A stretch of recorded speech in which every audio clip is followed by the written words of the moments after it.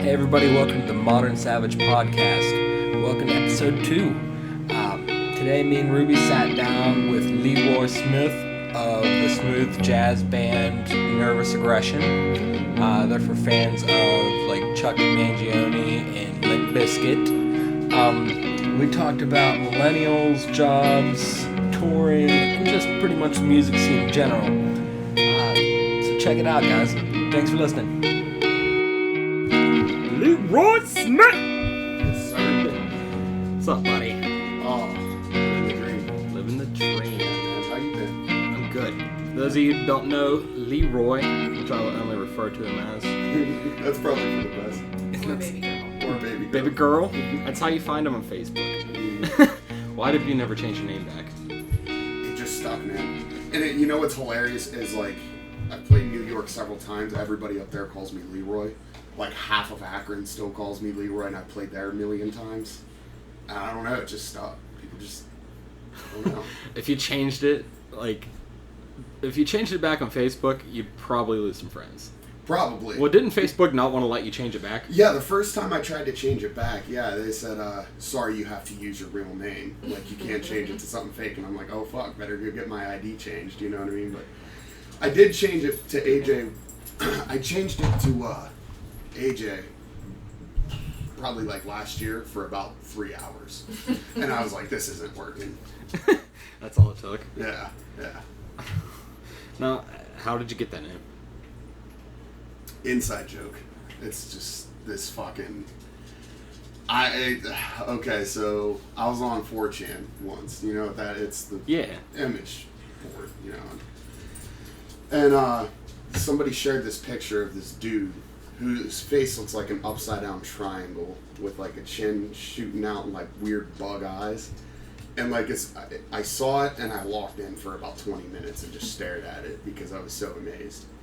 And I just thought of this guy's life story and said he was LeRoii Smith. Is it like the creepy black guy that... That's him. Oh, my God. Yeah, He's that's terrifying. LeRoii Smith.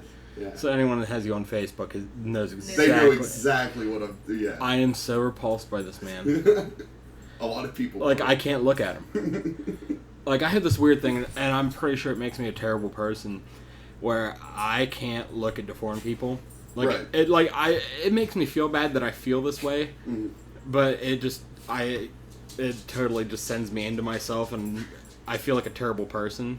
See, I don't get that way. I find deformed people beautiful. You know what I mean? In their own way. I mean, don't get me wrong. Like, I don't want to fuck them, but like, I have no problems. Yeah. It's just I don't know. It makes you sick. You just can't do it. Yeah. Well, I kind of like that too. Like, I can see like some some dude getting his head blown off, and I just like, whoa. No, that doesn't bother me.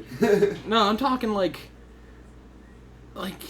muscular dystrophy people. Yeah. Like I feel awful for them. Right. But it's like the childhood wonder in me comes alive, and I can't stop staring at it. Yeah, I know. You know what I mean? Yeah. And then I feel like I'm offending them, which makes me feel bad about me again. Yeah. Well, my first 2 jobs were people with mental and physical disability, so that was like 3 years of my life. I was just around those kind of people, so I got pretty numb to that. Oh, really? Yeah. But people who have like nothing wrong with them at all, they're just super fucking ugly or super weird looking. That's the sweet spot. You know what I mean? Oh, the dogs went out. They're invited. Ruby's here too. Say hi, honey. Hello. She's making her debut.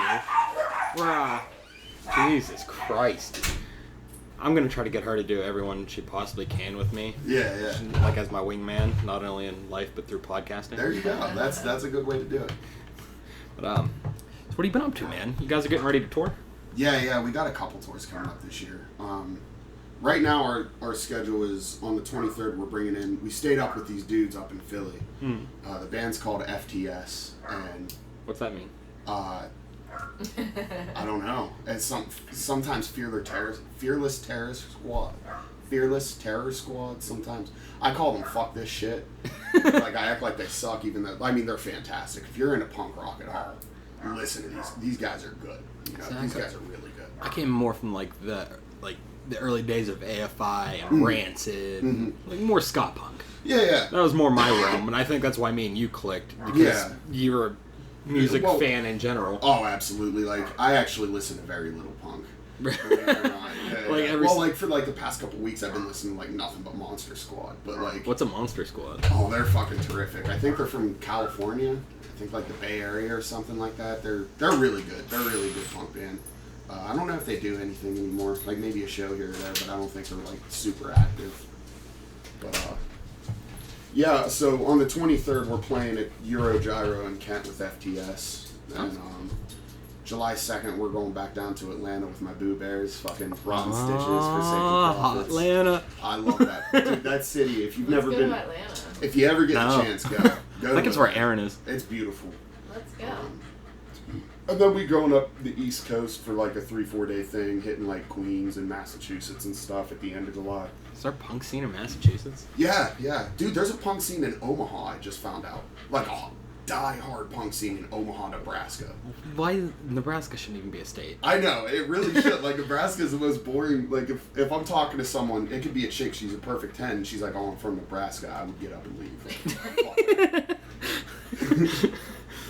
My God.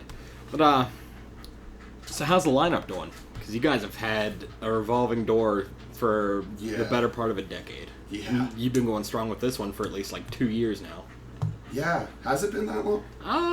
Well, almost. Probably at least a year and a half. Maybe a year, yeah. Maybe, I won't. Either way, it's going really good. I mean, every lineup we get, I'm always like, this is the best lineup, you know? So that's a good thing. And, that's the thing about your band, is it has consistently gotten better over a decade. Right. Like, you came from the snot-nosed little shits that you were. Yeah. Horrible, too. The cockiest motherfuckers who sucked. Like we were talking about, you know, I met you in a convenient, and dude just totally snubbed me. Yeah. I'm motherfucker. I might have been fucked up, though. Which, when I'm fucked up, I snub people left and right, and I'm not meaning to. I'm just, like, in my own world. I don't know, man. It was like 2 o'clock in the afternoon, and you were 17. Well. Shit. Well, I'm sorry for that. I've been waiting a decade for my apology. Yeah, No, not at all. I just thought it was a funny story. I don't really care, because I did the same shit. Yeah. And that's the thing when you're a young, insecure guy in a band. Mm-hmm. You gotta have that confidence, because that's the only thing that keeps you going. Yeah. Well, you know, I'm still a pretty insecure guy. You know, believe it or not. Dude, I don't know if this is you, but it was totally me. Mm. I just had the weirdest body issues, being a big guy and being a front man. Like, because everyone else in this fucking area is 110 pounds and girl jeans. Well, we never smoked crack. That's true. You should have. And I like tacos, but I suffered with it. I do too. You know what I mean? I you know, being chunky and everything. Like, half the time, I fucking love myself. I look at myself in the mirror like, dude, I'm so beautiful. Fuck what people say. And then, like, the other half of the time, I'm, like, crying, hugging a pillow, like, eating ice cream. Right, like, there's no middle where you're like, I'm alright. Yeah, it's whatever, yeah. It's either hate or... it's either I'm gorgeous or I'm just a fat shit. Yeah. That's it. Yeah. See, like, I battled with it my entire life. Yeah. And just now in my late 20s and 30, and I'm cool with it. Yeah. And mostly because I'm not trying to impress anyone. Yeah. Well, you finally settled down and everything, which is good. Not You're trying to impress me? I'm constantly trying to impress you. Too late. You gonna see me do a backflip off a chair? Yeah. Yes, please. I'll do it. Alright.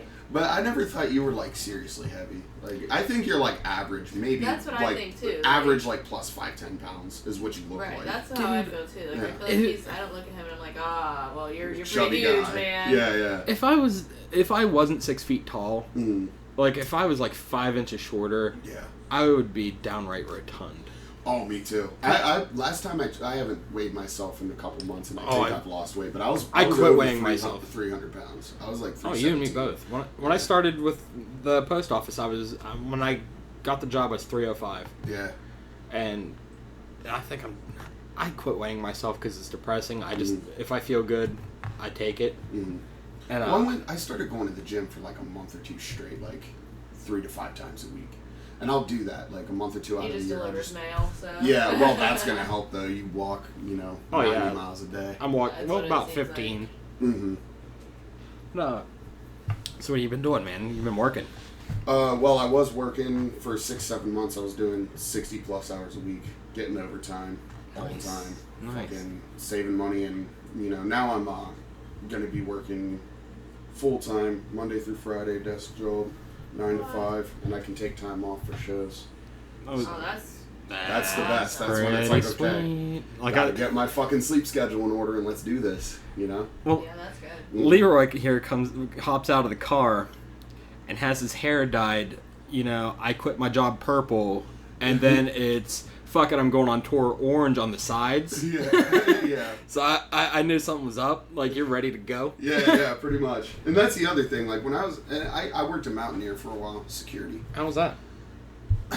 They didn't pay enough, and I'm not, obviously I don't give a shit anymore because I don't work there anymore, but seriously, like burn the bridge. My supervisors, my managers, like 95% of people I worked with were all actually really cool people. Really? Yeah, and totally, like, because I don't really like to talk about band stuff when I'm at work. Mm-hmm. That just seems A, douchey, and B, just kind of unprofessional, but it comes up when you're, in a room 8 hours a day, 5 days a week with somebody in a little shack. Yeah, you start finding out about each other. So what are you doing? You're off time, blah, blah, blah, but they're all, like, really supportive, like, oh, man, go have fun with it, blah, blah, blah, like. So it's pretty cool, There's I met some really cool people out there, but I don't want to be a security guard for the rest of my life. Right. No. You know what I mean? Nobody does.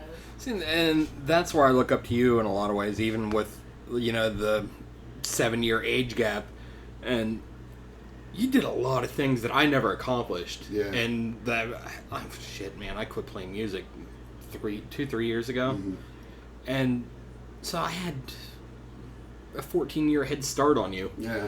And and you're just doing all kinds of cool things that I never got to do, and I'm so freaking happy for you. Yeah, dude. Cause I can tell you're one of the few people who are genuinely, like, I got a lot of friends. I love them all. But, and I kind of like this. I don't want them kissing my ass, obviously, but they're like, oh, so what are you doing? You want to come hang out, da-da-da? And it's like, oh, no, I'm going to be out of state playing a show. And they're like, gay. Fucking faggot. Alright, whatever. I'll see you next time. You know what I mean? And no, I send you like words of wisdom in the morning of the show. Seriously, there was that was one time we were back when you lived in Liverpool still, hanging out in your house, doing whatever. And I was bitching about something mainstream or whatever. And you were like, I'll never forget, you told me, it's okay to like things that other people like too. I swear to God, that changed my perspective on a lot of shit. That fucking sunk in. I'm not kidding.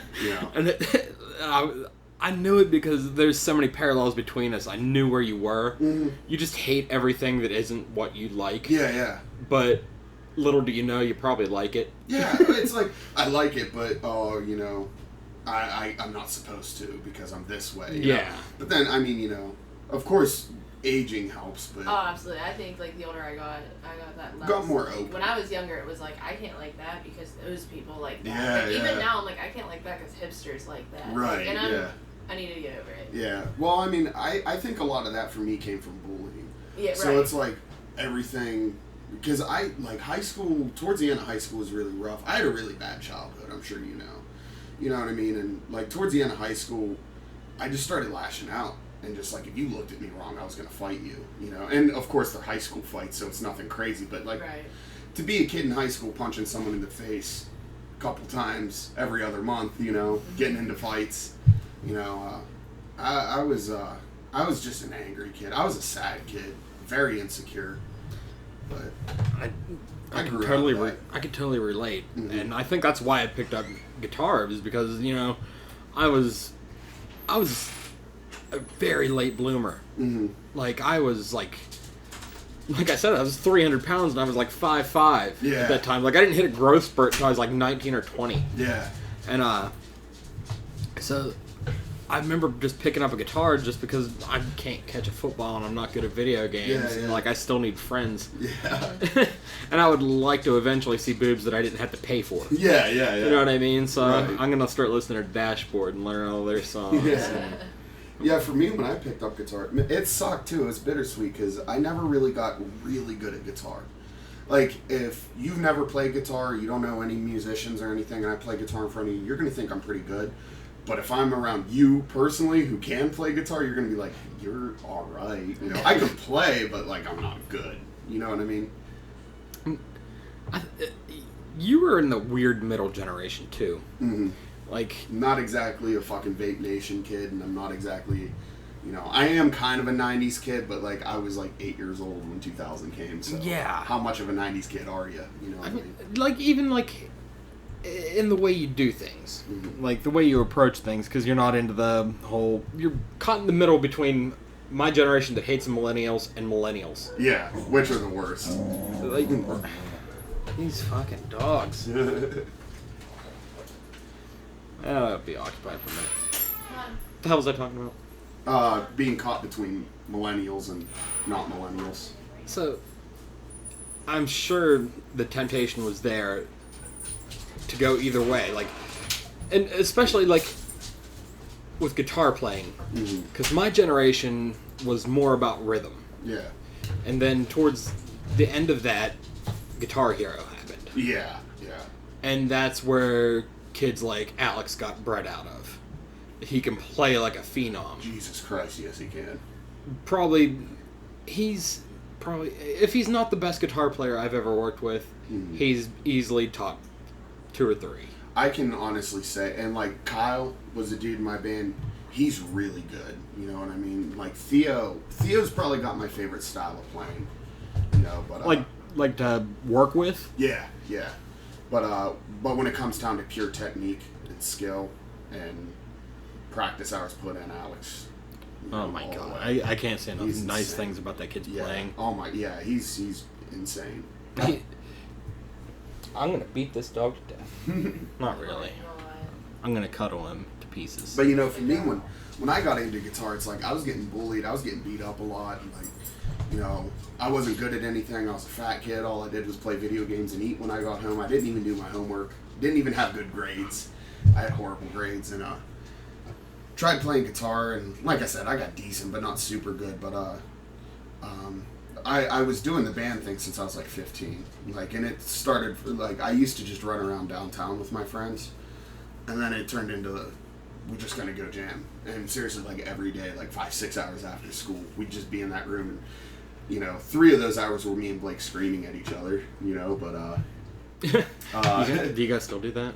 No, not as. I mean, we still have our arguments, but like not like that. It doesn't come down to fisticuffs. Fuck no. How's Blake doing? I haven't seen him in a minute either. Blake, man, he's doing real good. Is that your brother? Yeah. He looks exactly like he has your face. Yeah, that's what a lot of people say. not Derek. Oh yeah, Blake's my older brother. The one that I saw the other day. Yeah. It's your the face. baby. Yeah, a lot of people say. Actually, back in high school, people thought Blake and I were twins. Really? And for me, I feel like we don't. I mean, we look related, but you know. No, you look like brothers. Yeah. I think so. Yeah, but no. So I was getting into guitar, and I wasn't even good at that. And so finally, I remember I was signing up for welding school, and there was that battle of the bands in East Liverpool. And Blake and I were like, okay, let's just do this, and then we'll be done with the band. I'm going to go be a welder and all this and that. And we went, and my voice was blown out that day completely. Like, I couldn't even talk. And I was just singing for the first time as a performance. I was just singing because we had a guitarist and a bassist. And we ended up winning first. We were easily the worst band there, and we won first place because I had like this stage presence. You know what I mean? I can get the crowd going, and that's a lot. And that's when I'm like, finally, I found something I'm good at. And that's kind of why I stuck with it. That rush of a group of people being into what you were doing, is probably the best feeling I've ever felt. Absolutely, you know, like. It doesn't really... Especially when they're strangers. Yes. And you're coming from 8-10 hours away. That too, like, you know, I played shows in, like, buttfuck North Carolina where people have never heard of us before, obviously never seen us. And halfway through the set, there's a pit going, and people are chanting along with some of our songs that have like easy choruses, and like it's like, man, these people don't even know us, and we're walking away with plus $300. You know what I mean? It's like, fuck yeah. Because we sold that much merch, clubs still don't pay musicians. They don't pay me nothing. One of the nights, a couple people out there, they'll fucking give you everything, but 9 times out of 10, they're like, okay, see ya. Yeah, you got to play here. You know, that's exposure. That's my favorite thing. If you sell 50 tickets, well, you keep $10. Exactly, yeah. One time we sold... We'll give you each a drink token. Yeah. We sold over $300 worth of tickets for Peabody's, and they gave us like $17.81 and counted out a fucking penny in front of us. I was so mad. I'd have set that place on fire. Yeah. Well, it's closed down anyway, so fuck Peabody's. They said we never play Cleveland again. We've been back there several times, so fuck them. You know? Ooh, you'll never play in this town again. Yeah. Cleveland's the worst place ever. Yeah, I mean, it is. I mean, it just is. I love the punk scene up there. It's got some serious history. There's this It smells like a paper mill. It does. It does have a weird smell. The Cleveland stank is what we call it. But no, seriously, if you get the time, look for this documentary made by this dude Matt from Youngstown. It's called Destroy Cleveland. It's all about all these Cleveland hardcore bands and how everything was in the good days. Because you know, anybody who's under 38 years old sucks nowadays, you know, yeah. which is a shitty mentality that a lot of people have up that way, unfortunately. I'm gonna tell you a secret. I feel that way. Yeah, and I get it, because like when I'm like 40, I'm gonna be like, oh, this new generation sucks. You know? Like everything anyone does is stupid to me, and I. Even if it's cool, it's that mentality where if they like it, I can't. Yeah. Yeah, like I'm the snob now. Right. But I'm not wrong. That's accurate. But... Yeah. Because, like, I can listen to, like, the most intricate song, and that's where, like, heavier music is going now. Like, bands... It's like almost turning, like, classical level. Yes. You know? But the thing is, these kids can play guitar, because they're all, like, 20. Yeah. Like, all of them. And they can play these big, intricate pieces. Yeah.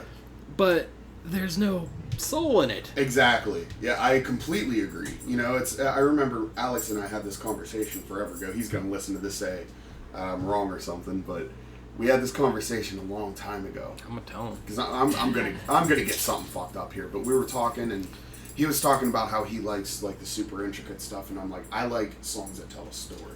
I like songs that have emotion. Like, some of my best songs, like Fast Eddie, is like one of my favorite sets of lyrics I ever wrote. And that's about that dude that walked in on your band practice. And I wrote a whole fucking story about his life, and I didn't even really hardly know him, but and like I don't know, I like music that's why I listen to so much rap and like hip hop now, is because it's all about the lyrics, and that's what I like, is the lyrics. There are better lyricists coming forth in rap right now, and I'm so happy. Kendrick Lamar. Really? Kendrick Lamar. Like I know of the guy. Okay.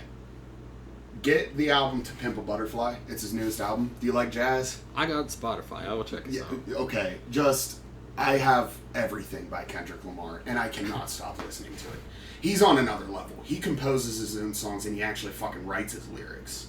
You know what I mean? He's seriously a fucking genius. This dude's insane. He needs no promotion.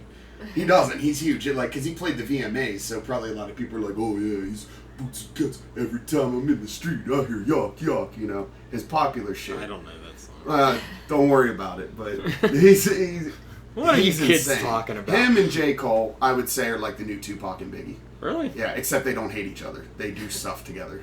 What about Hobson? I liked Hobson for a minute. Hobson's cool, but it gets into, like, he's like borderline juggalo sometimes, and he just, Yeah, I didn't know that. Yeah, I think it's a lot of juggalo kids like him because he's got contacts. But I mean, even Hobson's one of those dudes. Hobson's one of those dudes that like he gets better with every album. I just kind of grew out of him. You know what I mean? He has contacts. I hate juggalos. See, I've met some pretty cool juggalos. I can't even. I can't think of any right now, but I'm sure I have. I could vividly remember being 10 years old, and when I came to Allison Elementary is when they were starting to get big. Mm-hmm. And I remember one of my friends letting me listen to this song, and I remember thinking, this is the most retarded thing I've ever heard in my entire fucking life. Yeah. Oh my god. I think... Like, and they were the big shit back then. Oh, yeah, yeah. This is like everyone had to have their T-shirt. Mm-hmm. And, like, your parents are the especially, cool dude, parents if you Liverpool, could have that. Everybody's a fucking juggalo in Liverpool. Or used to be, anyway. But I think it started out really pure. Because that was music for, you know, we're the white trash kids who can't afford nice clothes and we get bullied. So we're going to just be these white trash assholes. But now it's got to the point to where it's like the Misfits. It's like there's no purity in it anymore. Now it's just a brand and you're selling it. You know, you can buy Misfits mug at Guitar Center for $25. You know what I mean? Like, come on. It breaks my heart, but I love old Misfits. Oh, me too. Yeah.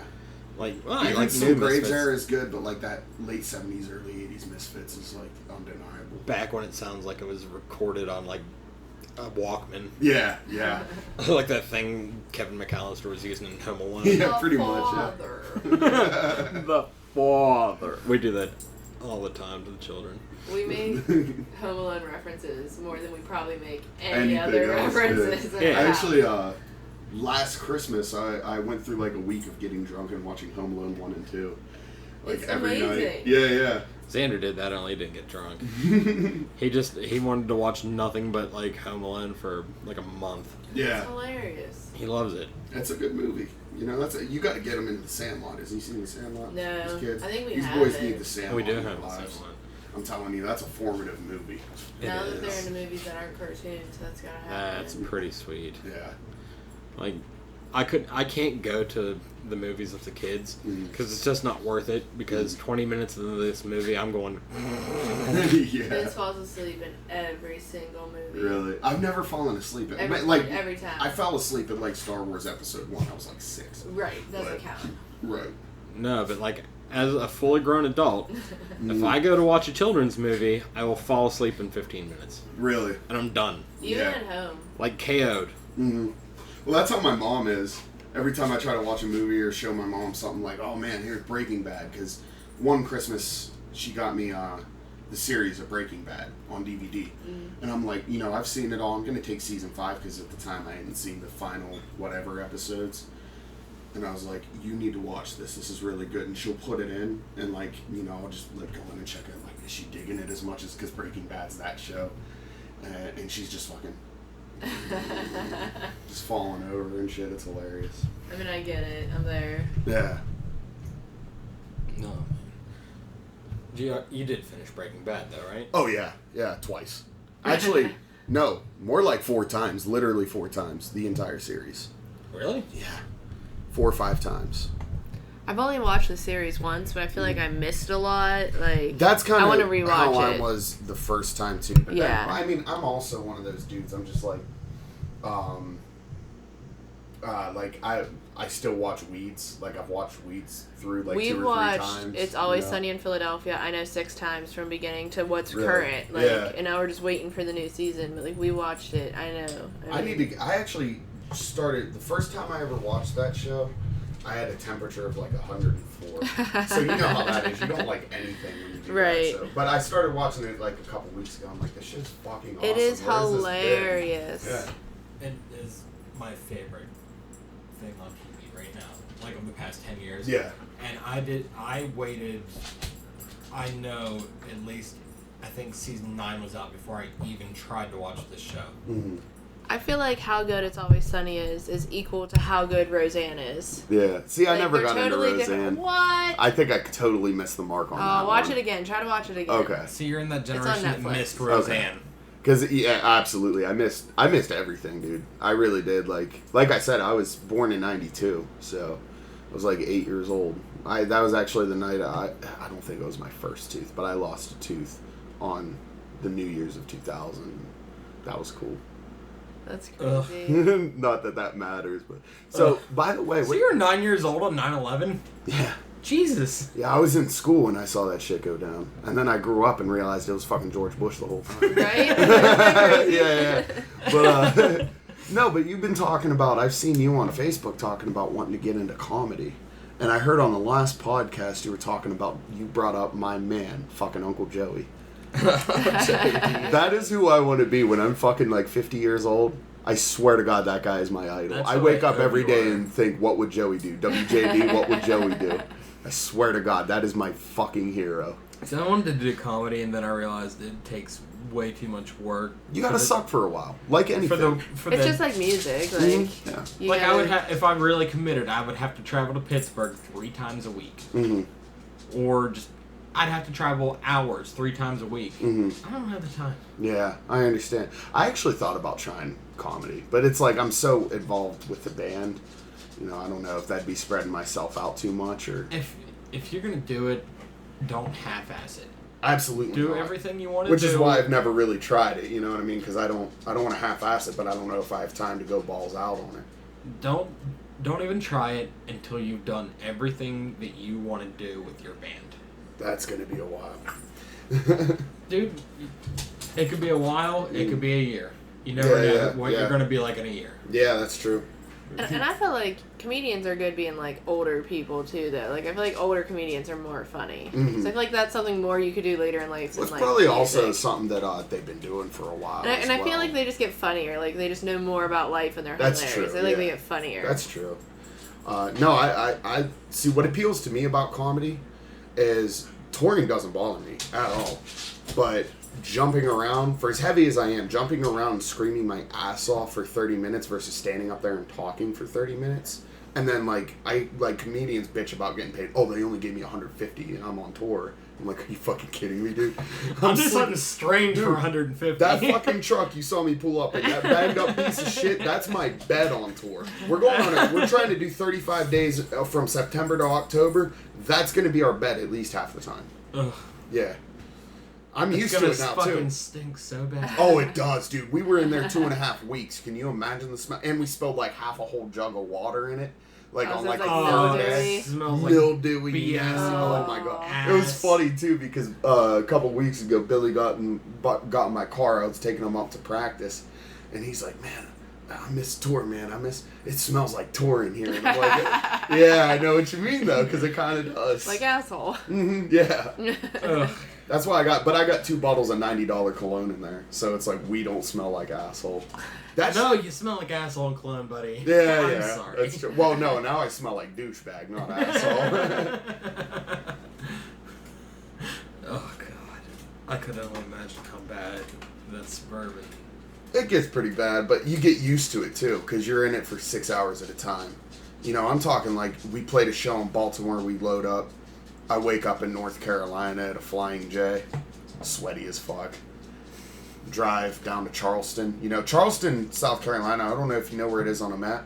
It is fucking South Carolina. So we had to go from Baltimore to South Carolina and play a show the next day. Ugh. That whole night was amazing, though. We had a really... Actually, it's on YouTube. That set's on YouTube. I watched part of this. Yeah. Because I remember that. It's like, you know, a couple of our sitting songs. there jealous. Yeah. Yeah, dude, I fucking watch it now and I just like my heart starts racing and I'm like, I gotta fucking do this again. I do that, dude. I get on YouTube and I watch old Blaming Murphy videos and I just, like, my pulse starts going up and I just go back like I had PTSD. Will you grab me a drink too? Thank you. I'll try one of those orange ones. Hell yeah, you will. For anyone who don't know, freaking Coney Island Orange Cream Ale is the best. Is it like an orange beer or is it like orange pop with alcohol? No, it's neither. Really? It tastes interesting. It tastes like an orange creamsicle. Really? Yes. See, usually I don't do too well with that kind of stuff. I want to. It tastes good, but my stomach doesn't agree. Oh no, this one's... Like, I drink a lot of beer, and it's not because, I'm a manly man, because I can't do too much liquor either. You know what I mean? And they're 5% alcohol. Okay. Well, that's pretty decent. Yeah. It tastes really, like, thick. Like cream. Okay. Like... Let me kill this high life, and we'll try this. High life? Yeah. Jesus Christ, man. Dude, I fucking drink a lot, dude. It's no joke. I've been drunk for 5 years straight, at least. I feel like when I left, I feel like I put my torch out on you and you just caught fire. I think so. That was a funny thing. In the last one, you guys were talking about, I could slam a bottle of liquor, and it's like, dude, I can never do that, but I can fucking drink a 30-pack if I wanted to. Yeah. If I wanted to, if I was dedicated, give me 2 days no drinking, and then give me a 30-pack, and it's on. You know what I mean? Could you really drink a 30-pack? If you gave me an entire day, yes, absolutely. Jesus. But not in like, 4 hours or anything like that. It would have to be like, a 10, 12 hour thing. But yeah, I could probably drink a 30-pack. I've never done it, but I bet I could. Have you quit drinking recently? Last year I quit for a month, and it actually, this is me slowed down on drinking. You should probably do it again. Yeah, I've been thinking about it. Yeah. Take like once a year, just don't drink for a month. Huh? Once a year, just don't drink for a month. I think that's actually going to be a thing for me because last year I did it and I felt great. I felt like shit. It was horrible. Like you felt like shit for like a week and a half. Well, no, this is what happened. I said no drinking, no cigarettes for 30 days. I only made it 17 days with no drinking, but I did good, and I made it the full 30 with no cigarettes. Really? Yeah, but then I started smoking again. But, my friend's old lady, Dom. You know Dom? Yeah. He's with this chick Tiff. She's really cool, and she's in school for being an addiction counselor, and I guess it takes an average of 8 times to try to quit smoking to finally do it. And I'm not saying lucky number 8's my thing, but it gave me more confidence because I've given a couple valiant efforts to quit smoking and I still go back to it, but you won't quit smoking until you're really ready. Yeah. This month will be 2 years Mm-hmm. since I've had a cigarette, and I just put it down. Yeah.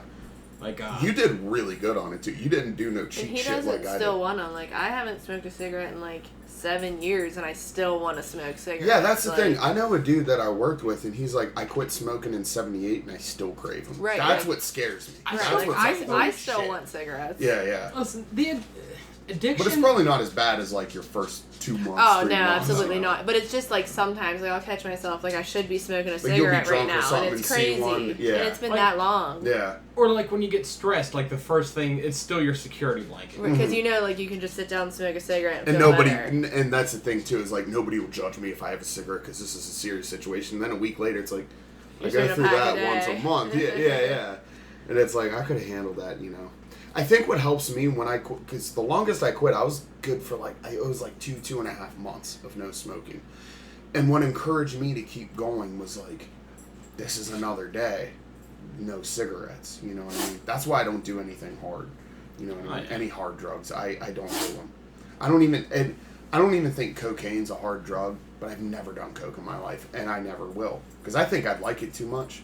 And if it's this hard for me to quit cigarettes, right. I just don't want to end up wrapped up in something I'm in over my head on. I never felt that. Mm. Like I was never afraid to try something because I've never had an addictive personality. See, I do. Right, he just quits like, I just don't want to smoke, or I just whatever. It was harder for me to stop partying with everyone than it was for me to quit smoking. Yeah. Because I didn't need cigarettes. I think people might have it wrong when they say addiction is a disease, man. Mm. I think the definition for addiction should be, quote, the inability to differentiate want and need. That's a good point. I think that is a very good point. I mean, personally, in my view, I think addiction is a disease and I think it's also hereditary. My dad, was a really bad alcoholic. Now he still drinks.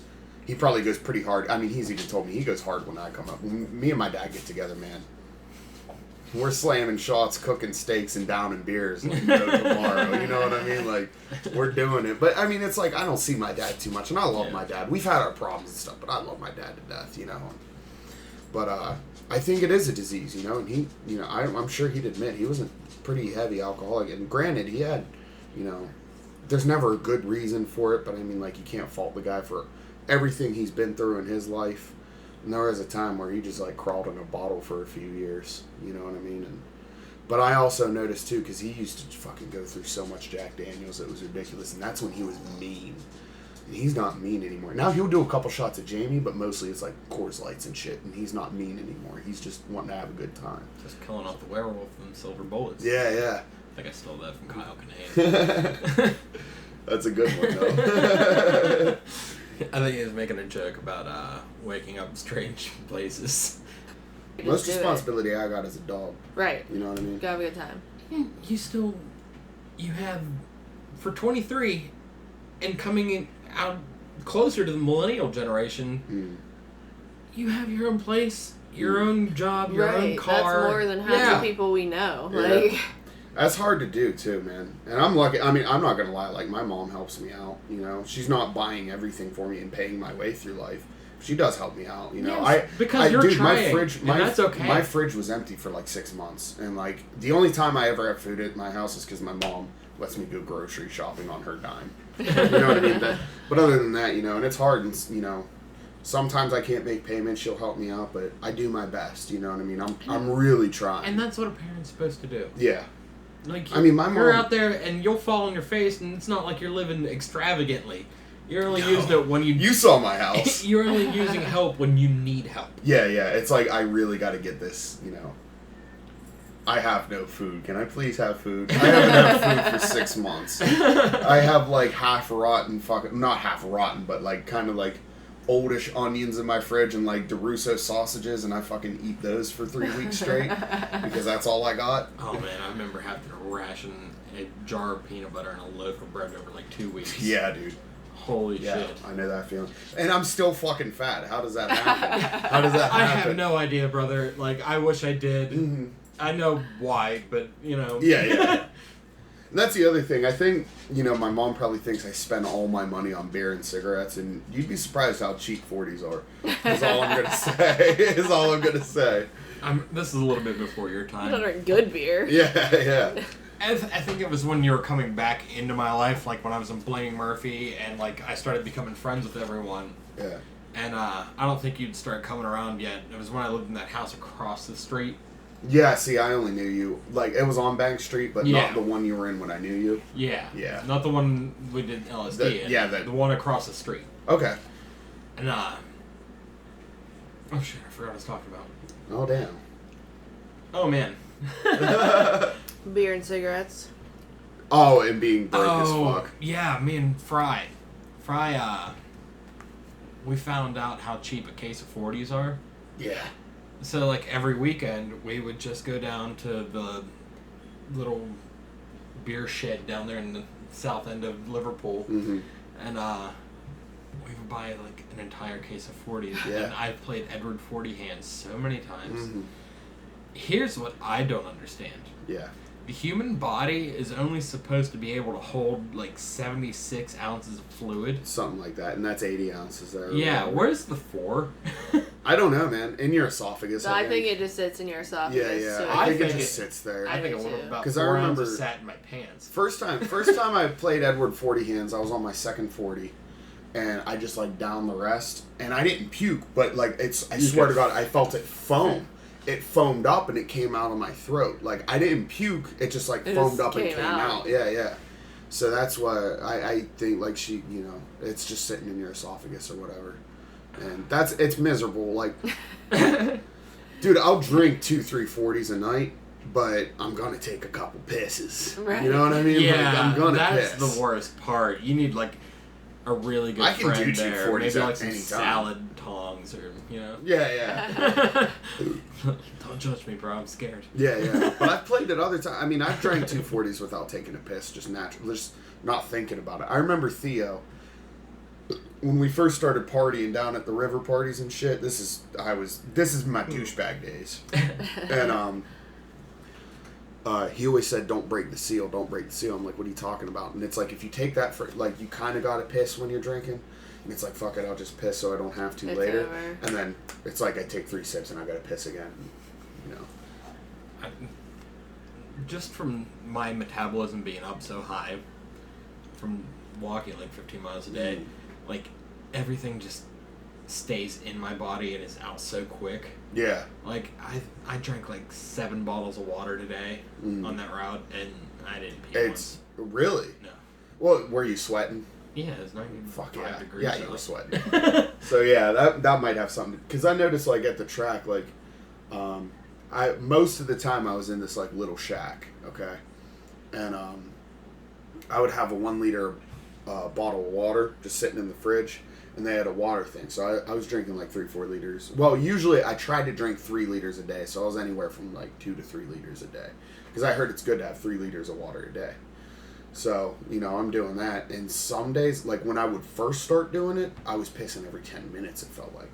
But then if I was doing it for like a couple weeks straight, then it was like I was good at like kind of retaining it and like sweating it out, especially because it started getting hotter, sweat it out.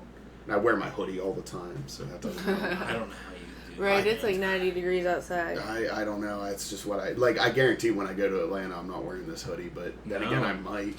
It's probably going to hit like 6 p.m. and I'm going to be like, hoodie time. I think it has a lot to do with my self-conscious.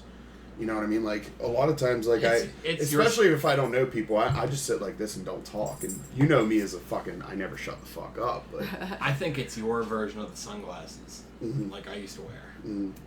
Like, probably. Like, I'm so self-conscious, and, you know, I saw that, what was it, Big Daddy. Mm-hmm. Oh, where he has the glasses. Yeah, and I saw him put the sunglasses on the kid, and like, I was like, I bet that would work. Yeah. So, like, I put on sunglasses on the stage, and I can't see the crowd now. Okay. So, like, it's I might see, like, a head move over, like, up front. Yeah. You I can't see anything else anymore. See, I'm a 180 degrees different person on stage. Because, like, on stage, one big thing is, like, making eye contact with people, especially if you're talking to them, is making eye contact. And when I'm on stage and I'm singing, I try to make eye contact with individual people in the crowd, especially the dude in the back who, like, looks like he's into it, but he doesn't want to go up front. That's me. You know? Yeah, but I'll like, people. make... It's not even that. It's like, I haven't really been to... I've never seen people moshing in real life before, but this is really awesome. And, like, I'll make... half the time I'll go up to that dude and I'll, like, fucking yell in his face, and then he'll end up moshing, and you know what I mean? Like, because I know what it's like to be nervous and not know anybody there. You know, maybe I'm not punk enough to be here or whatever. It's like, fuck that shit.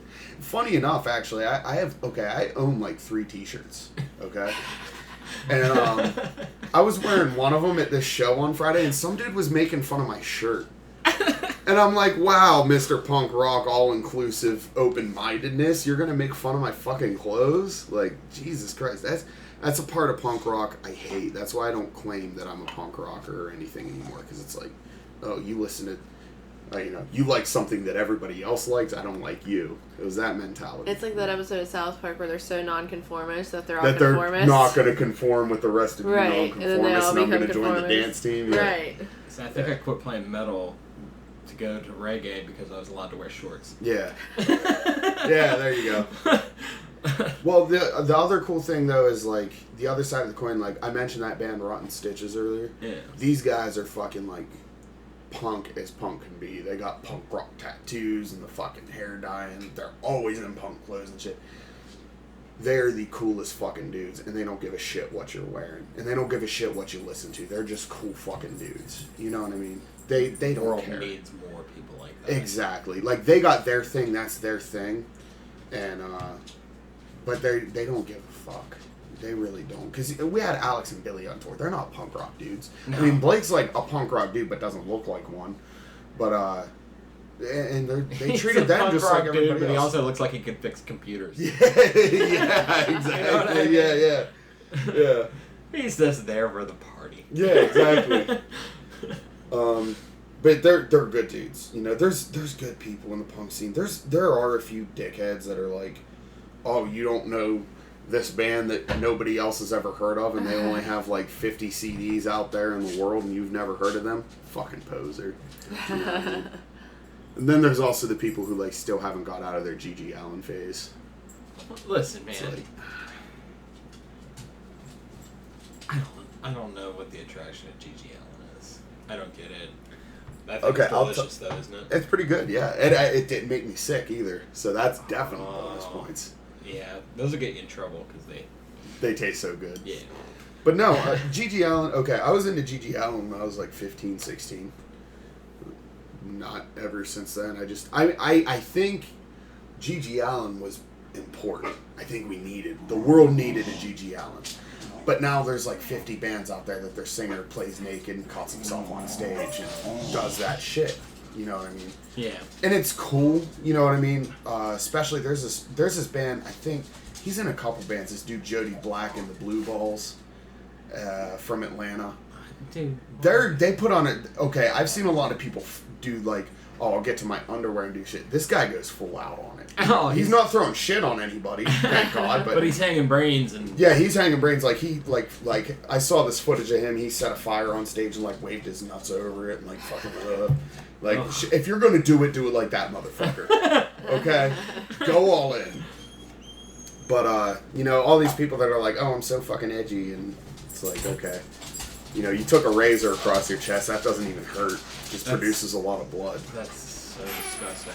See, and unnecessary. Yeah, I think... Can you grab me another drink, please? I'm not trying to shit on it, but it's just like, that's not for me. Like, for me, I like shit to have some kind of real substance. You know, if you're putting out any kind of art, whether it's like movies or comedy or podcasting or whatever, if it's not substantial, it's not going to last. And it's not going to affect anybody's life. And I think that's what art's all about, is having an effect on somebody. I think this art form here is going to sustain me for a long time. I think so. I think it suits me, because I know a lot of cool people that do a lot of cool shit. Yeah. You know what I mean? And just everybody from all walks of life. Yeah. And you know a dude like me, and then you know fucking your dudes that you had on last time that are fucking rednecks with beards. They're not even really rednecks. They're not even really rednecks? No. Well, the one dude was saying like, oh, I'm a fucking white trash. I know white trashy. Oh, well, yeah. Admittedly, but like he's not... You met him at our wedding. I'm sure I did. Remember the dude that married us with the big beard? Yeah. That dude. Okay. That's what Blake was saying, too, because Blake knows who he is for sure. Like, yeah. I think they've actually talked. Really? And I was like, I know I met this dude. They're talking about being at the wedding. I met these guys, you know. But No. I'm bad with names. I guarantee if I saw them... carrying guns at my wedding. Wait, what? I asked him if he was carrying at my wedding. Yeah. And Was he was like, oh, it was in the car. He was like, no, it's in the trunk. I never Shotgun. thought to ask It's a that. shotgun. You know, I got a gun now. I don't put it all over Facebook. Why do you have a gun? I live in East End. No, I'm just kidding. No, dude, I totally get it. Like, I don't, dude. I'm go ahead and say what you're gonna say. I'm stuck somewhere with this. Mm. Because I don't, like, there's no right or wrong answer. Like, obviously there's an issue. How do you stop it? Yeah. You know, but the thing is, I'm totally cool with people having guns. Mm. But As long as they're fucking responsible. Yes. Right, I'm totally cool with people having guns that they should have. Look, like, and this is probably about us, you know, my grandpa on my mom's side, he's like he was borderline fucking communist. And he was all for gun rights, though. You know, he's like very left wing, is what I'm trying to say. Very left wing. He was all about guns, and I find myself a lot of the same. It's like, should everybody have guns, and should people in Walmart have a gun, and people in a bar have a gun? Fuck no. Okay, like, but when it comes down to like people saying like, oh, why do you need an assault rifle, which is actually politically incorrect way of saying a semi-automatic weapon. You know, semi-automatic rifles. You know, with the 30-round clips, I mean, I think that's an alright thing, because the reason to have those, the reason the Second Amendment is in place is in case martial law happens or there's an invasion. Not that that shit's even very likely, but I will say this. It was way too easy for me to get my handgun. Really? Way too... I needed my ID, and the lady filled out most of the form for me and told me what to check, and I had to sign my name. They copied it, and boom, I got my gun. that's crazy. It's too easy. See, like, I think there needs to be...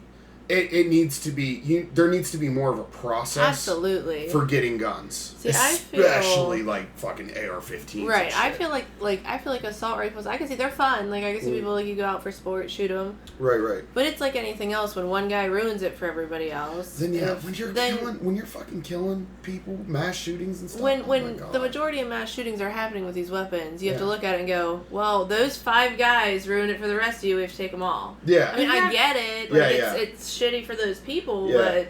Well, then they bring up the point where cars kill people, and that's just a bullshit. That's just them taking that's it not crazy. That's not staying Here's on the point, thing. you know what I mean? You're registering a car. Yeah. You're insuring a car. You're taking you have a driving to take test. driver's training. if you would like to do that, and even set up a system where, like, if you want an AR-15 or whatever, like, treat it like you would if you needed, like, a freaking semi-license. Right. You know what I mean? You go get your like, license you need for your it. CDL. Yeah. That's a whole different test, because it's a whole different gun. Yeah. You know, that makes sense, but the way I see it, too, is, like, these people who do these mass shootings, I think it needs to be in the process of, like, maybe have, like, some kind of a licensed therapist figure out, like, what do you do? And if some dude's, like, hates any group of people for whatever reason, and just that starts coming, you know, smarter minds than me are going to have to figure this one out. There needs to be someone's something name done. in Google. Yeah. Is there a swastika? Yeah. No? Okay. Right. All right. See, I feel Well, you're on the right Well, that path. other dude didn't have the dude who killed everybody in Orlando, it was just because it was gay people, and he was, like, hardcore Islam, and, like, I personally met Islamic people. And I heard he was in the closet. Really? Like, I heard he had, like, gay friends. Yeah, like, he Really? was, like, on Grindr and stuff. Like, he had the Grindr out. And, like, he was a self-hater. You know what? I think it was a fucking false flag set by the reptilian shapeshifter. Oh, Jesus. Absolutely. It's gotta be. No, but in all seriousness, Hillary Clinton, you know? Oh, Yeah, she's supposed to be a reptilian. I'm pretty sure. Oh, they all are. Even Bernie Sanders. Donald Trump's not, though. Oh. Donald Trump's not. Fucking, you ever listen to Alex Jones? He's ridiculous. No. Who's gonna be the next president? I don't give a fuck. It's not going to be any different. Even if old Trumpy or fucking Bernie Slanders wins, it's not going to make a difference. You not feeling to burn? I mean, okay, I do everything he says, but, like, you get in office, and, I mean, I get the whole Congress thing, but, like, I don't think... There are people more powerful than the president. Absolutely. There's Everybody that people, and they're not reptilian shapeshifters from another dimension. Maybe. But, like, there's people pulling the fucking strings. Bill Clinton, like, dude, I loved Obama. Like, Obama. Change. Celebrate Obama. Come on. But nothing really, you know, changed. I mean, there were some good things that happened. Like, I think Obamacare needs work. But I think it's a good idea. It's a good fucking idea. Like, it needs worked on. It doesn't need removed. It needs worked on. You know what I mean? It needs to not be $800 a month for a family of 4. Yeah, because dude, it was about that for us. That's like, And, like, we don't make good money. Like, we don't make a ton of money. Well, you can't. I mean, like, This day and age, you can't. We're okay. We're not poor. That's the problem. Like, because we're not poor enough. Okay, I work over 60 hours a week, and I only have myself and my dog to take care of. My fridge was fucking empty. I still needed help on rent. I still needed help on some utilities. And I'm working 60-plus hours a week. Yes. That's fucking criminal. yes. I get it. Minimum wage, minimum skills. Okay, that makes sense. But I'm working like twice as hard as this Momo over here, and he's fucking got a mansion. You know what I mean? Like, dude, I know people at Mountaineer, their job is to walk around with an earpiece and a suit. I've never seen them do one thing at all. And they're making more than the head of security there. And they're just there for the events, pretty much there to shake hands and smile, right? And the dude's talking about, oh, blah, blah, blah. So I was talking, like, I was out on the smoking deck with one of my friends, and I saw that dude was sitting there, and I'm talking about how much I work. And, yeah, dude, I'm working here till 3 o'clock in the morning, and then I'm going over to the office until about 6, 7 o'clock in the morning. Then I'm going home, getting 2-3 hours of sleep. Then I'm out here for a double tomorrow. And I'm still fucking broke, and I still can't eat. You know what I mean? Like, I might be able to get a couple dollar menu cheeseburgers on the way to work just to have something. I wouldn't even have time to cook if I fucking had food. You know? and the dude's just sitting there listening. You know? Smoking his cigarette and just listening. Like, it's like, dude, at least he heard it. You know what I mean? Yeah. And I'm not a fucking, you know... I feel the burn. I think a lot of his supporters are just stupid. Like, they just like him because they like him. Dude, his shit's... Most of it's not feasible. It's just not gonna happen. Not gonna happen as quickly. I do love his ideas. He's got great ideas, good. But it's just like... This isn't gonna happen in 4 years or 8 years. Right, or even 8 years. Like, this would have to take like 30, 40 years to have this kind of a system, and if only then, that would work out. But... I just... I don't think it really matters. Like, I'm actually just gonna write in either Joey Diaz or Cornel West. Like, legitimately, I'm gonna write them in. Fuck it. Not that my vote matters anyway. Either way. But like, I don't even know where I was going with this. But like, It doesn't matter.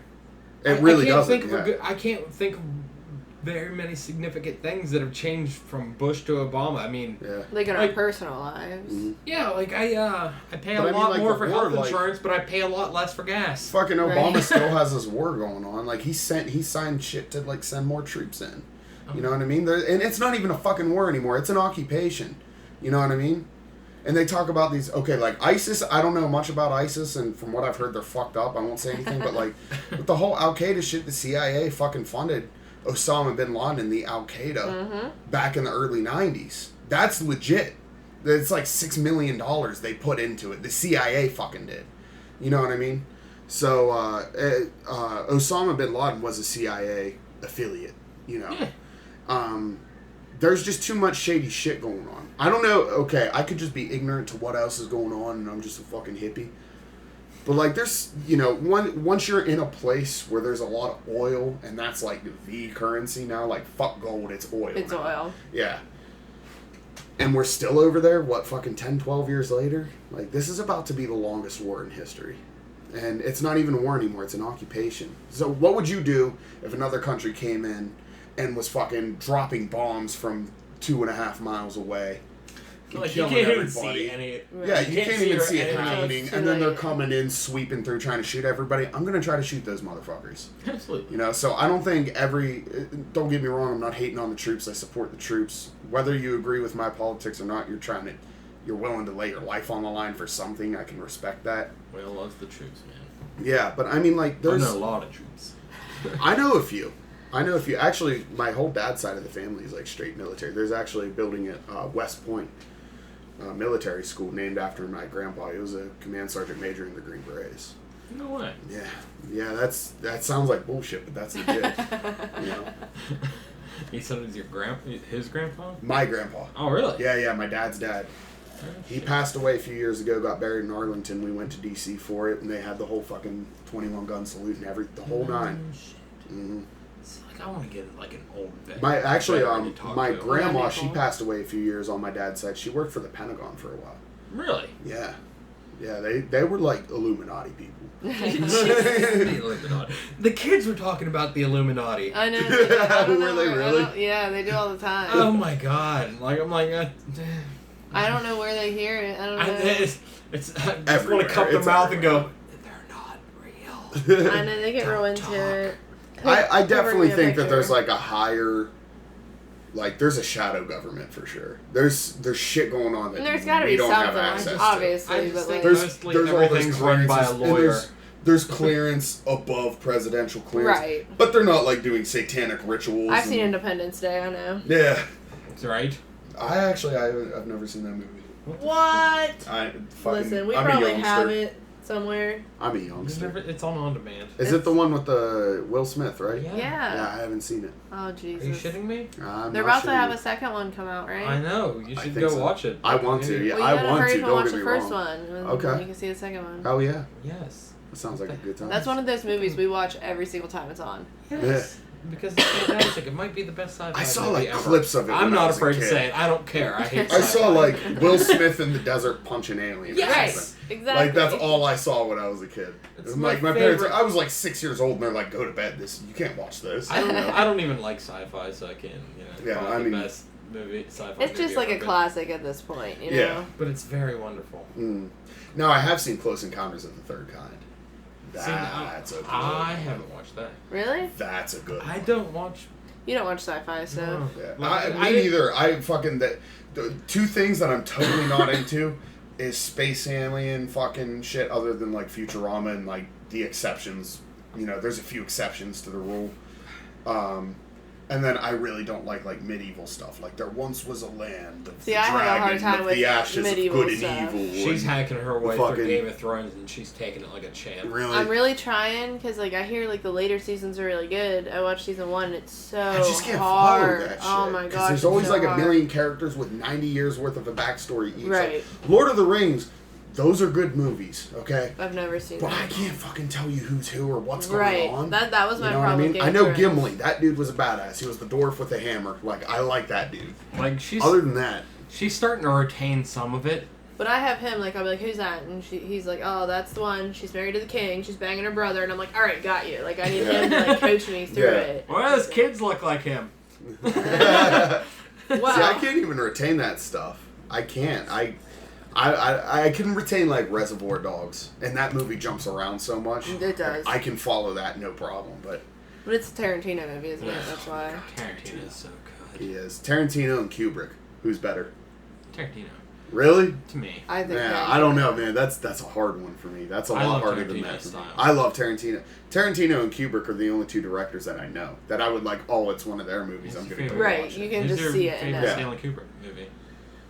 My favorite Stanley Kubrick movie. Yeah. It's between The Shining and Eyes Wide Shut. Even though I got a Clockwork Orange tattoo. Between Clockwork Orange tattoo. Yeah, I got it when I was like 19. You want to see it? Yeah. You got it. Yeah, that is the worst fucking movie ever. No, it's not. I read the book shit. like twice. Yeah, I got that when I was like 19. Huh. Yeah. When'd you get the one on the bottom? A couple months ago. What's that say? OM. It's Outcast Mentality. It's dude has a clothing line in Ohio. But it also, for me, it also stands for Ohio Made. Because I do a lot of traveling. And a lot of people are like, what? You're from small town Ohio and you did better than us and we're New Yorkers? And it's like, fuck yeah. Yeah, we did. Actually, you want to hear a funny story?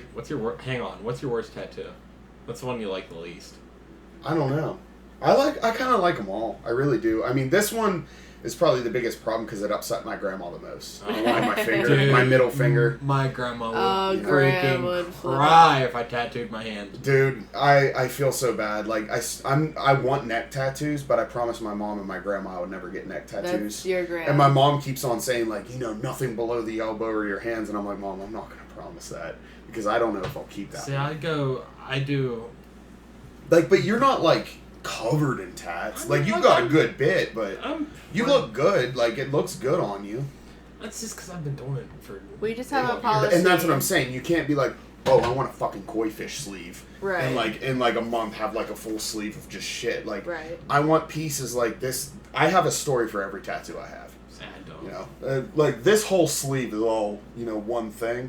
A half sleeve, I guess. But I have a story for every tattoo I have. And, that's the way I want to do it. Just like, oh, I was here at this time of my life. This is what I was doing then. And this was a mistake. And so, I like when people ask me about my Murphy tattoo. And, they're like, oh, when did he pass away? I'm like, what are you talking about? He's 7. No, I want to get it. He's doing great. I just really like him. I really want a Debo tattoo.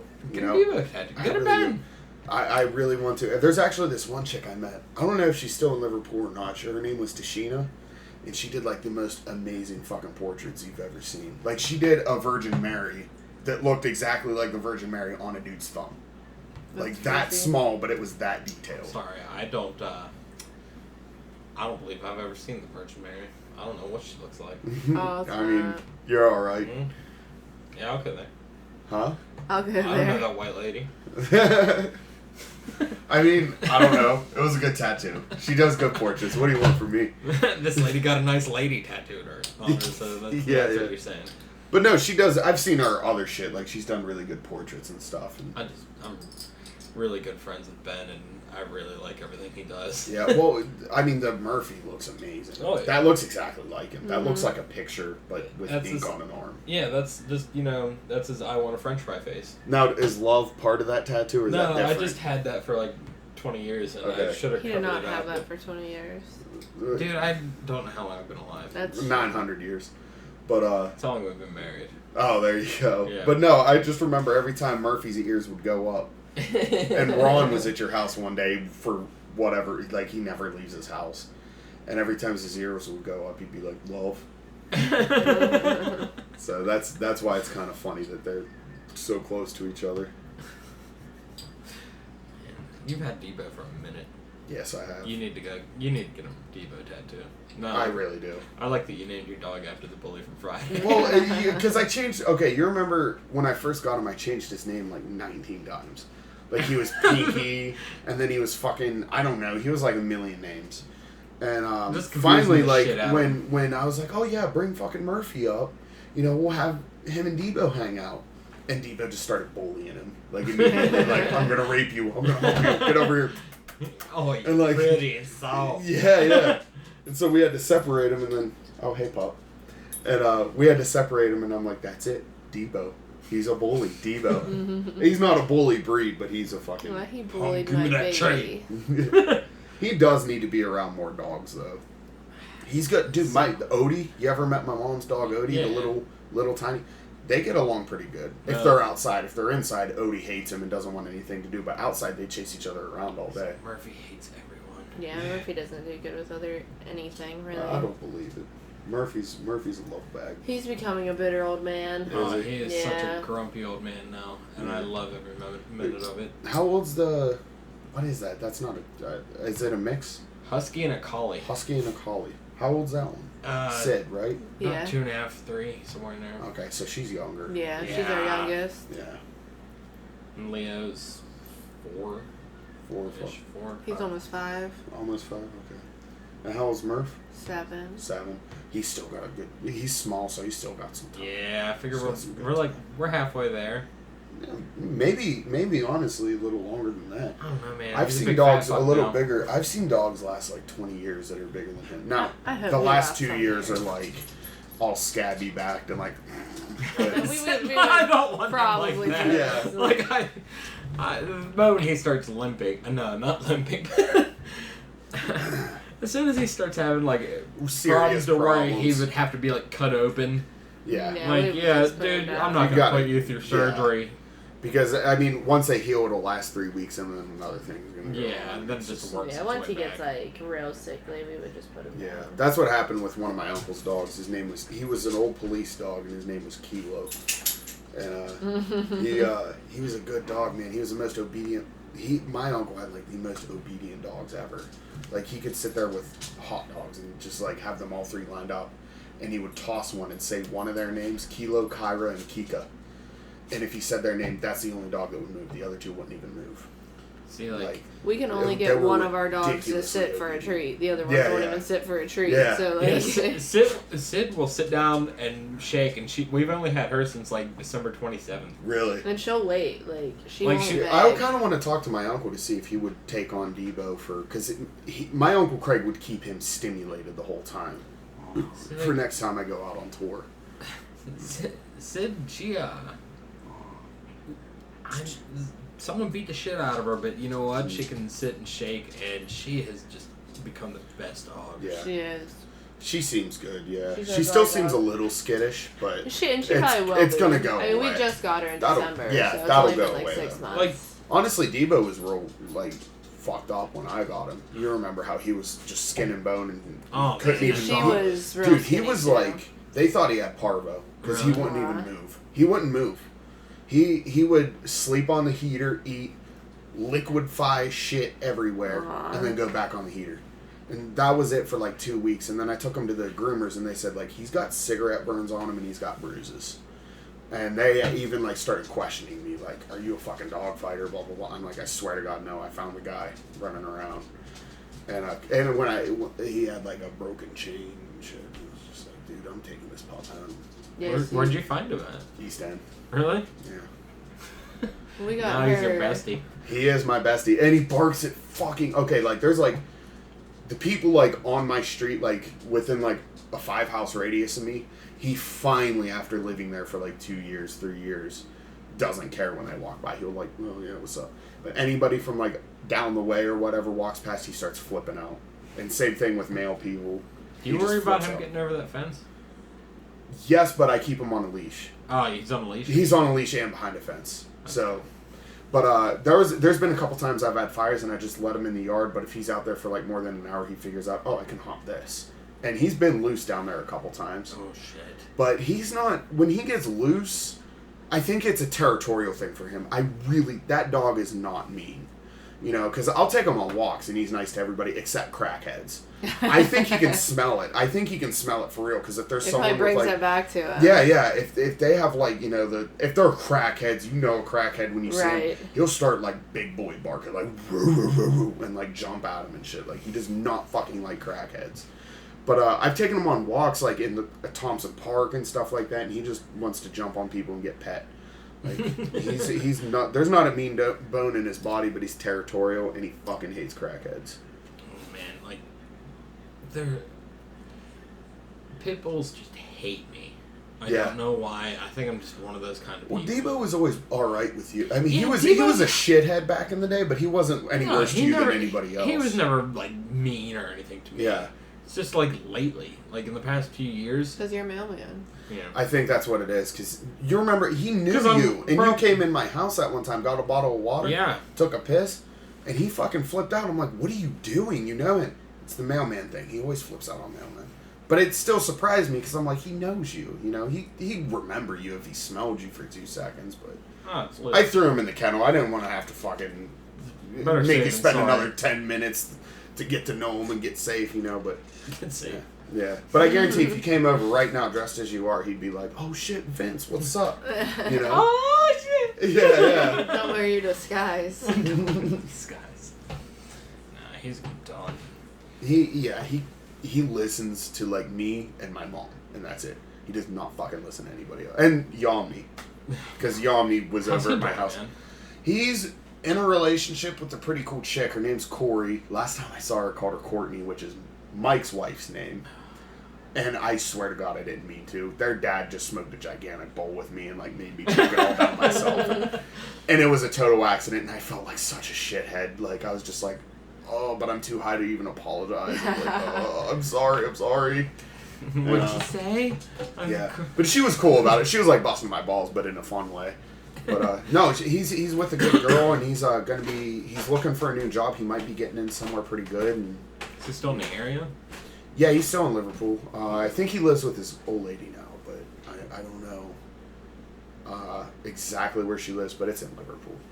I haven't seen him since we went to New York. Yeah. Oh, that's insane. I'd like to think that played a major role in your touring. I think it did. I think I needed it. Well, because shit was going... Alex was leaving the band and everything. It's like, fuck it, I gotta do this if I never do it again. And also, I'm a really spontaneous person. Because, like... That was a fun trip. That was decided over a bowl in the alleyway by my house. And then, like... The night before. Really? Yeah, the night before. We're like, let's go to New York tomorrow. I'm dead serious about this. Because you guys called me at, like 3:30 in the afternoon. Yeah. And by 5:30, I was pulling into your driveway with a backpack. Yeah. And I'm like, all right, let's do this. I remember. It's, well, that was, I think, the first time that year I went to New York, and then I went within 12 months later again, and that one sucked. Really? Yeah. Like, that the time we went wasn't amazing or anything, but, like, at least we went and did shit. Dude, like, that was one of the best.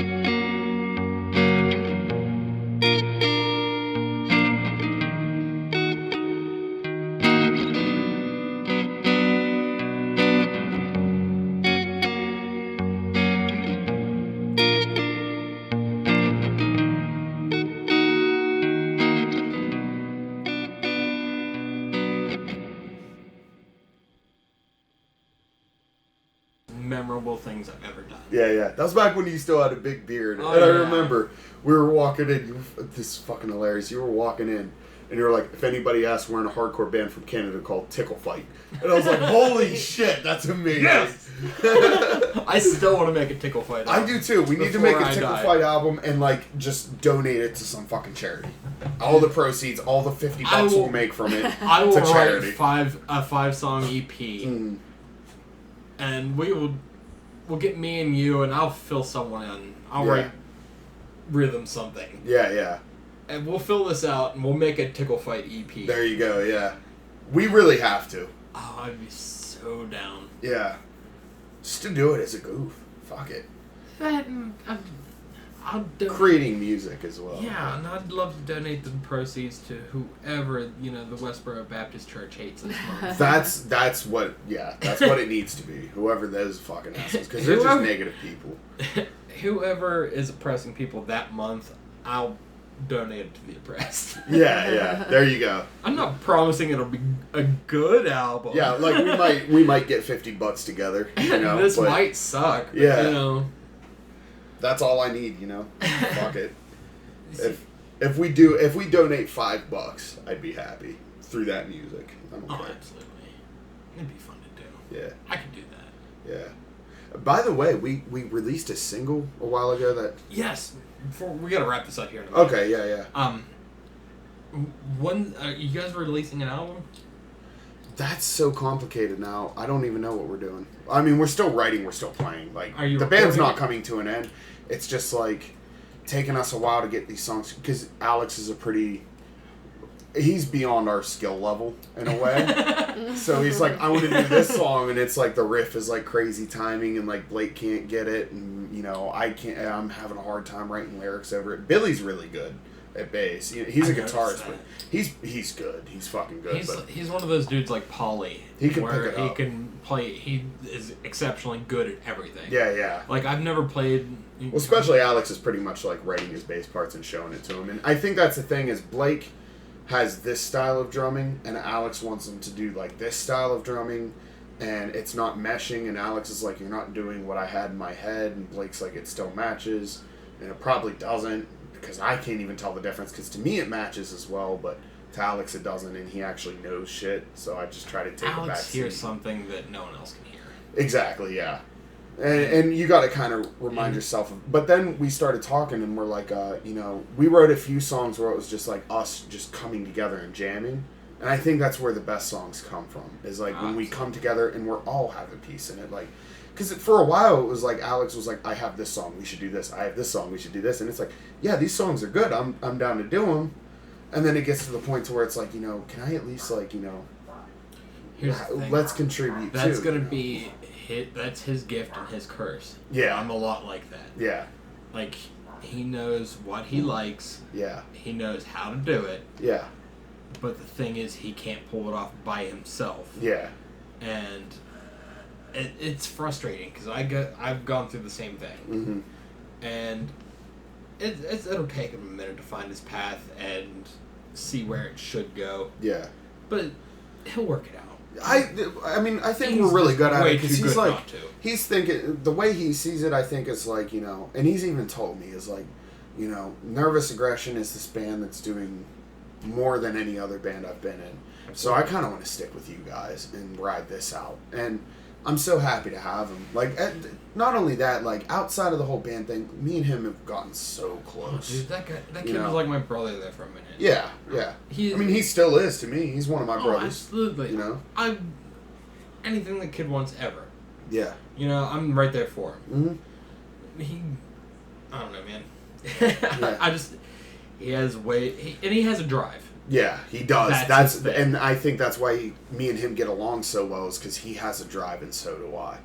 And we're both really serious about this whole music thing. And we actually have some stuff in the works. I don't like to talk about stuff that's not actually coming together, but for the end of the year and beginning of next year, he and I have been talking about having some stuff, not any kind of a new band or anything, but plans for the future. And I don't like to talk about them unless they're actually happening. But, dude, I'm not. But what we decided on was, because I talked about having a podcast for like a year. Yeah, but you're actually doing it at least, But no, I mean for the band, we kind of decided, because we wrote some pretty good fucking jams of all us just coming together and doing it, and like I actually wrote a set of lyrics the other day. It's called "Heroin is Ugly." I saw you posting about that. Yeah, and I was just like, I think that's going to be a good one, and we're just going to kind of come together and see what happens. Hopefully have an EP by September, like a new EP. But the single's actually doing a lot better than I thought. We're selling at $1 a piece. We should have set it at like 2 or 3. Really? But like we've sold a good bit of that. That's pretty awesome, man. Yeah, we're making a couple dollars off that. And I writing music and touring. That's it. That's my 5-year plan. Is writing music and touring. You know, if I'm 30 years old and I'm not any farther along than I am now, then I'm gonna stop. But I said the exact same thing, and then I started doing this. Yeah, yeah. Because I'm too old. Well, I actually talked about, like, we had this collective idea, like me and Dom and Alex and Blake, like, we have this collective idea, you know, and I'll talk to you more about it after this is over if you want, but yeah, check out our new EP, Nervous Aggression. Where can they find you? Bandcamp. Just type in Google Bandcamp Nervous Aggression. We got 2 of our demos and then our singles on there. Our single's called No Justice, No Peace. It came out a couple months ago. It's some of our best work, and you know, you'll get our earliest demo and then our next to earliest demo on there as well. $5 a piece, you know. So yeah, other than that, just we're gonna be in your town. In September we're going across the United States, so look out for us to come near your town and everything. All right, man. Well, it has been a pleasure. Fucking awesome being here. We'll do it again soon. Have a lot of fun. Yeah. Absolutely. All right. I'll be back this week with my buddy Travis Ralston. I've known this guy for 20 years. I expect a lot of hockey talk. All right. So I'll see you guys in a day or two.